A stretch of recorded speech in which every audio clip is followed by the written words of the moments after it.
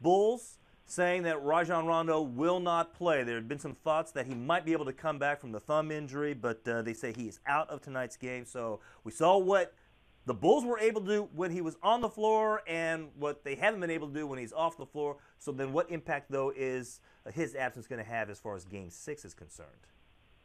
Yeah, I think it's a pretty big impact, and it's kind of funny that it's come to that because if you look at their regular season, I mean, if you want to talk about drama, I don't know if you could find a team with more drama than the Bulls had this season, and of course a lot of it involved Rondo as well as Dwayne Wade and Jimmy Butler, the alpha males of the team, if you will, and you can remember that Instagram post that Rondo had a couple months ago where he basically called out Butler and Wade for calling out the rest of their team.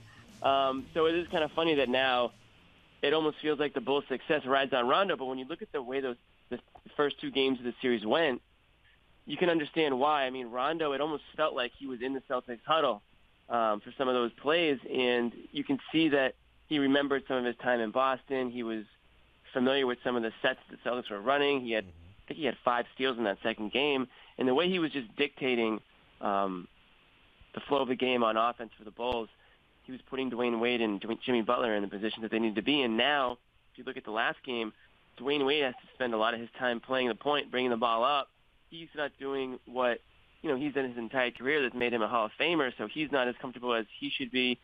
They're not getting Butler the ball maybe where he needs to get it, and as you saw, I think Butler only took 2 shots last game in the fourth quarter. They obviously need more out of him in the fourth. So the Bulls aren't in a very good place right now, and it does seem that Rajon Rondo not playing in the game is a big reason why. I'm a little surprised. I thought that he might give it a go because if you look at Rondo's history, he's played through a lot of pain in his career, the dislocated elbow being one of them. And I just thought that faced with elimination, he might just try to give it a go and maybe lie to the trainers. But I guess you can only lie so much when the X-rays show, the facts. So that's a big, it's a big positive for the Celtics. But injuries are part of the game. You can't really use it as an excuse. Every team goes through injuries at some point. It's just unfortunate that for the Bulls it happened right now. It's big for the Celtics because they're going back to Chicago, a place where they've won twice already this series in the same situation. No Rajon Rondo. They now have all the momentum. When they went to Chicago the first time, it felt like the Bulls did. I think that if the Celtics can come out quickly in this one and really put the Bulls against the wall even further, they might suck the rest of the life out of them and take it in 6.